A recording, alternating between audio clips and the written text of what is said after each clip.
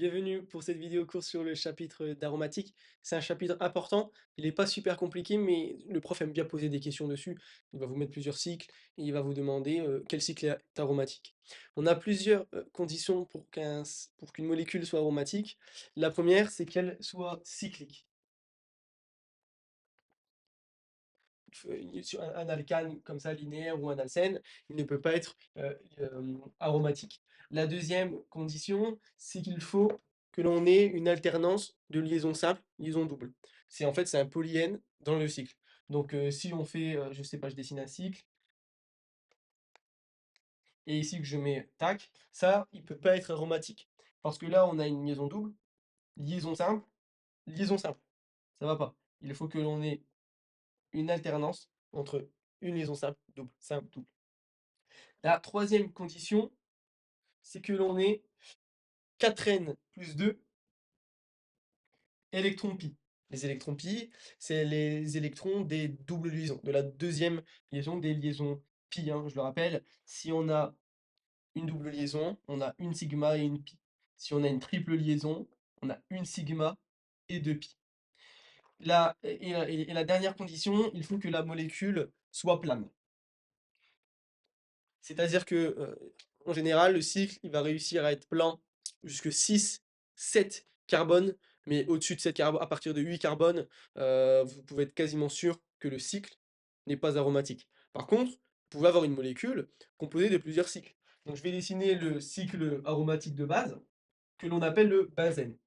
Le benzène, c'est 6 électrons 6 carbone, pardon, donc ça c'est le cycle du benzène. On voit que l'on a bien une alternance double liaison simple, double liaison simple, double liaison simple, et la molécule est plane. À 6-7 carbone, la molécule elle arrive encore à être plane, mais au-dessus de 7 carbone, en fait il y a trop d'encombrement stérique, et la molécule elle va se tordre dans l'espace pour réduire les torsions entre les angles des différentes liaisons.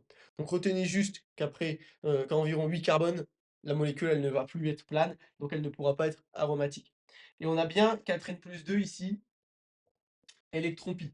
C'est-à-dire que n il doit être supérieur ou égal à 0, donc 0, 1, 2, 3, 4, c'est un entier naturel.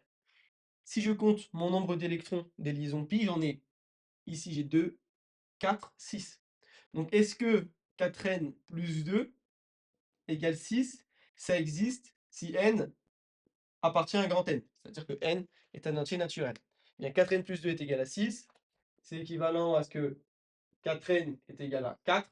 Je passe le 2 de l'autre côté, ça fait 6 moins 2, 4. Bon, ça fait n est égal à 1. Donc cette molécule est bien aromatique, non seulement parce qu'elle est plane, tous nos carbones sont hybridés sp2. Ça permet de faire un rappel sur ce qu'est une hybridation sp2. Si je prends ce carbone-là, il est lié aussi à un hydrogène. Les hydrogènes, on ne les représente pas en topologie, mais on a bien une liaison hydrogène, puisque ce carbone-là, il est lié à 1, 2, 3. Donc il lui manque une liaison, il doit en faire 4. Comment on fait pour connaître l'hybridation d'un élément? On fait Sp, M plus N moins 1. M, c'est le nombre de doublés liants, c'est le nombre de liaisons sigma d'un élément. On ne prend pas en compte les liaisons pi. Et N, c'est le nombre de doublés non liants. Donc si je prends ce carbone, j'ai combien de liaisons sigma? 1, 2, ça me fait SP, et celle-ci, SP3 moins 1, enfin SP3 plus 0, parce qu'il n'y a pas de doublé non liant, moins 1, ça me fait SP2. Donc pour qu'une molécule soit plane, il faut obligatoirement que tous ces atomes soient hybridés sp2. Par contre, c'est pas parce que une molécule a tous ses carbones sp2 qu'elle sera plane. Mais si elle est plane, elle aura tous ses carbones sp2. On va représenter une succession de cycles aromatiques. Cette molécule, c'est la pyridine, et on remarque que ça ressemble au benzène. Sauf qu'ici, à la place d'avoir un carbone, on a un azote. Le schéma de Lewis de l'azote, c'est N et 3 électrons de valence. Donc on a bien ici nos 3 électrons de valence et notre doublé non liant. Alors, non, nos 3 électrons célibataires plutôt, et notre doublé non liant, parce que nos électrons de valence, c'est 2, 3, 4, 5. Donc ici, j'ai pas représenté le doublé. Le doublé de l'azote, il va être en dehors du cycle. Pourquoi? Parce que la molécule, elle va toujours chercher à être aromatique, le cycle. Quand elle est aromatique, elle est plus stable. Si l'azote, il met son doublé non liant à l'intérieur du cycle, on va plus avoir une alternance liaison simple, liaison double.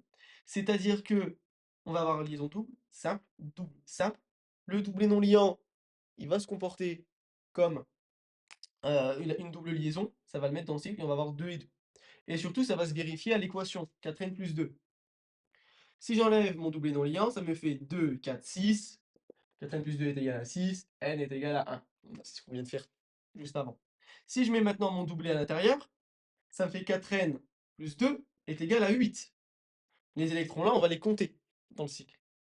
4n plus 2 est égal à 8, ça me fait que 4n est égal à 6. Ça me fait que n est égal à 6 sur 4. Ça, c'est pas un nombre entier. 6 sur 4, ça fait 3 demi, ça fait 1,5. 1,5, ce n'est pas un entier naturel. Donc, la molécule, si je mets le doublé non liant à l'intérieur, elle ne va pas être aromatique. Or, la molécule, elle va chercher à être aromatique pour être plus stable. Donc, le doublé non liant va être en dehors. Il faut voir que si vous avez une molécule avec un atome, que ce soit un atome d'oxygène ou d'azote ou autre, qui a un doublé non liant, il va toujours favoriser l'aromaticité. C'est-à-dire que si, en mettant son doublé à l'intérieur, il favorise un cycle aromatique, dans ce cas-là, il va le mettre volontiers. Par contre, si en le mettant, il empêche l'aromaticité, il va le mettre en dehors. Et ça, on va le voir avec la molécule de furane. La molécule de furane, c'est un cycle qui a 1, 2, 3, 4 carbones.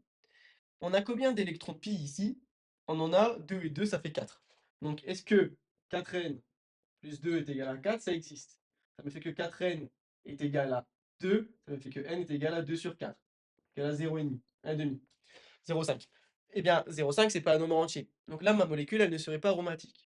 Par contre, mon oxygène en haut, il a deux doublés non liants. Et on a dit que si une molécule, si un atome, il a des doublés non liants et qu'il peut favoriser l'aromaticité, il va pas se gêner.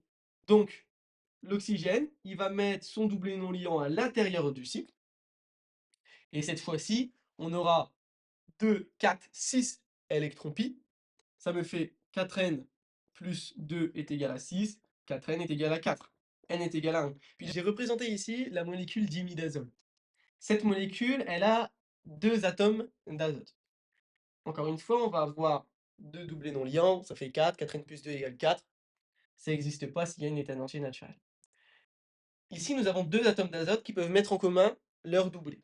Si nos deux atomes mettent en commun leur doublé, enfin à l'intérieur du cycle, je veux dire, on va avoir ça. On va avoir 2, 4, 6, 8 électrons pi. Ça va nous faire 4n plus 2 est égal à 8, 4n est égal à 6, n est égal à 6 quarts. C'est pas un entier, donc ça ne fonctionne pas, la molécule ne serait pas aromatique. Donc il n'y a qu'un seul des deux atomes qui va mettre en commun son doublé non liant. Donc par exemple, celui-ci va mettre son doublé. Alors, celui-ci plutôt, parce que là, ce serait collé, ça irait pas. Il va y avoir son doublé, mais il faut savoir qu'en fait, les électrons, ils vont tourner autour de la molécule. Ça va former un cycle. Là, faut pas croire que les électrons pi restent que ici. On va avoir ça, après ça va bouger et ça va tourner dans le cycle. Les doubles liaisons, elles vont tourner dans le cycle. Donc voilà ce qui se passe. Le doublé ici de l'azote, il va venir se mettre à l'intérieur du cycle. Et cette fois-ci, on aura 2, 4, 6. 4n plus 2 égale 6. On l'a déjà dit, n est égal à 1. Donc on en a fini pour les cycles aromatiques. On va voir maintenant les réactions chimiques entre un cycle aromatique et un électrophile ici. L'électrophile, c'est s'il aime les électrons, phile qui aime. Si j'aime les électrons, c'est que je suis chargé positivement. H+, c'est un électrophile. L'électrophile, il va se faire attaquer par la double liaison. La double liaison, c'est un nuage d'électrons. Il y a beaucoup d'électrons, 4 ici, qui va pouvoir faire une liaison avec un H+. C'est-à-dire que la double liaison, elle va attaquer cet élément. Ici, peu importe. On peut avoir une attaque par là ou une attaque par là, puisque là, c'est deux carbones, ils sont complètement équivalents, ils font exactement les mêmes liaisons. Admettons que j'ai mis mon E+, mon électrophile, à droite, donc on va le faire attaquer à droite. Ce qui va se passer, c'est que ce carbone-là, il va venir récupérer les électrons qui étaient mis en commun dans cette liaison, c'est-à-dire que lui, il va récupérer les deux électrons, ce qui va lui former un doublé non liant. Et lui, il va se retrouver avec une charge plus. Avec ce doublé non liant, il va pouvoir faire une liaison avec le E+, parce que le E+, c'est ça, hein. c'est une lacune électronique. Donc il va pouvoir faire une liaison dative, de coordination. Donc c'est important de bien maîtriser le chapitre sur l'atomistique et les liaisons fortes. Donc ici, on va avoir notre liaison avec notre électrophile, et ici, il se retrouve avec une charge plus. Ce qui va se passer, c'est que le cycle il va vouloir retrouver son aromaticité parce qu'il était plus stable comme ça. Ce carbone-là, il va rompre la liaison avec le H. Il va relâcher un hydrogène, parce que lui, ce carbone, c'est bon, hein, il fait 1, 2, 3, 4 liaisons. Lui, il respecte la règle de l'octet, mais lui, il y a un problème. Et en plus, il a fait perdre l'aromaticité. Donc, il veut relâcher un H, il va supprimer cette liaison, et à nouveau, il va pouvoir faire une double liaison. Donc, ce qui s'est passé, c'est que l'on avait notre benzène avec, ici, 2 H, et ce qui s'est passé, c'est qu'ici, on est passé de un H à un électrophile. Donc on parle de substitution électrophile. On a substitué cet hydrogène par un électrophile. Donc ce qui se passe pour bien détailler le mécanisme, c'est que l'on a au début notre benzène, classique. Notre double liaison, elle va attaquer l'électrophile, elle va se retrouver sur... C'est un des deux carbones qui va faire l'attaque, peu importe. Il va faire une liaison avec l'électrophile. Ce carbone-là, il se retrouve à perdre une liaison, donc il va devenir il va devenir positif, complètement positif, ça va être un carbocation. Et la molécule elle va vouloir retrouver son aromaticité de base. Donc, elle va faire partir un H. Là, on avait un H, là, on ne l'a plus. Pour pouvoir revenir à cette molécule finale qui est bien aromatique. Donc voilà pour le détail de ces mécanismes. Et c'est vraiment à comprendre, c'est important. On va voir à présent le mécanisme d'halogénation. Une halogénation, c'est l'ajout d'un halogène sur une molécule. Une hydratation, c'est l'ajout d'une molécule d'eau sur une molécule. Une alkylation, c'est l'ajout d'un alkyle sur une molécule. Ici, j'ai représenté du dibromure, donc on a deux atomes de brome, et du FeBr3. Le fer, il a une lacune électronique, c'est son schéma de Lewis, et j'ai représenté une molécule de benzène. Le but, c'est d'ajouter un halogène sur cette molécule. Lui, il va catalyser la réaction, en fait. Ce qui va se passer, c'est que le brome, un des deux bromes, il va récupérer la liaison, pour la donner à son fer, enfin au fer. Ce qui va se passer, c'est que l'on va avoir lui qui va avoir une charge positive, lui, à un moment donné, il va avoir une charge négative, hein, puisqu'il a récupéré l'électron de l'autre. Et là, le fer, il va être lié à ces trois bromes, plus le Br. Le Br qui va perdre sa charge négative, puisque il fait une liaison dative, donc il va rendre un électron au fer. Mais le Br+, lui, lui, il est là. Il est là et il attend de pouvoir faire une liaison. Et ça tombe bien, parce que l'on va avoir notre benzène qui a une double liaison ici. Ici ou ici, ça change rien. Bon, disons ici. Le brome, il va se faire attaquer, parce que là, le brome, il est électrophile, et la double liaison, elle est nucléophile. Elle aime les noyaux, et lui, il aime les électrons. Ça tombe bien. Ce qui va se passer, c'est que un des deux carbones va récupérer la liaison, donc il va avoir une charge négative, lui, il va avoir une charge positive, et il va pouvoir faire une liaison, parce qu'en fait, la charge négative, là, c'est un doublé non-liant.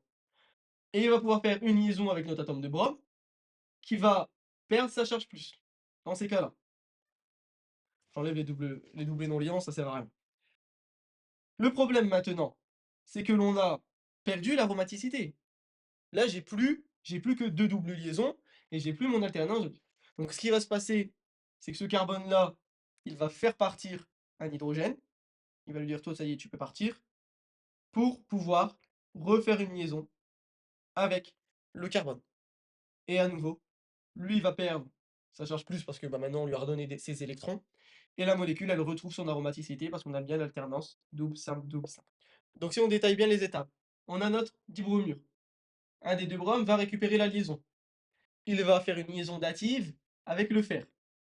C'est ce que l'on obtient ici. Mais de ce fait, il y a un brome qui est content, il fait une liaison, parce que le brome, c'est ça son schéma de Lewis, c'est un halogène, donc il fait qu'une seule liaison. Donc le brome là, il fait sa liaison, c'est bon. Par contre, lui, il est tout seul là. Donc, il a perdu l'électron qu'il avait engagé dans la liaison. S'il perd l'électron qu'il engage, eh bien, il devient positif. Ce bromure qui est positif, on dit qu'il est électrophile.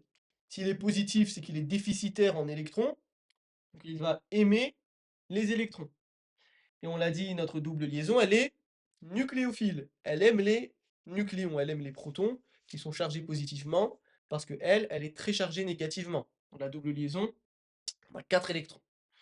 Donc, la double liaison, elle va attaquer le brome. Un des deux carbones va récupérer la double liaison pour faire une liaison avec le brome. C'est ce qui se passe ici. Donc là, je vais rajouter juste une étape.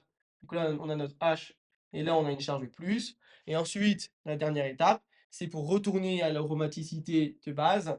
Eh bien, la molécule, elle va libérer l'hydrogène pour pouvoir refaire une liaison avec le carbone d'à côté. Il va redevenir normal, ça va plus être un carbocation puisqu'il va recevoir les électrons qu'il avait partagés et qu'il avait perdus. Et cette molécule, elle redevient aromatique. Et là, on a substitué l'hydrogène par un brome.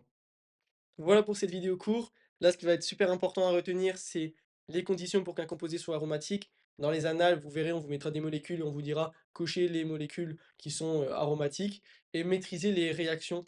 Donc, savoir que en fait, pour maîtriser cette partie de chimie organique, c'est super important de maîtriser, le chapitre sur les liaisons fortes, maîtriser les lacunes électroniques, ce que c'est les liaisons doubles, liaisons pi, liaisons sigma et ensuite, bah, connaître les électronégativités. Vous savez dans le tableau périodique que plus on est vers le haut, plus on est électronégatif. Donc bien savoir si je vous mets par exemple, Br et Cl, bah, vous devez savoir que le couleur il est plus électronégatif et avec ça, vous allez maîtriser les liaisons datifs, savoir quel atome va se lier avec quel atome. Donc voilà, ça demande beaucoup d'entraînement, mais voilà, il n'y a pas de doute que vous allez réussir et à un moment donné, ça va rentrer. N'hésitez pas à vous entraîner encore avec les annales, vous avez des corrections détaillées pour les annales types, vous avez la vidéo et encore une fois, n'hésitez pas à utiliser le forum si vous avez des questions.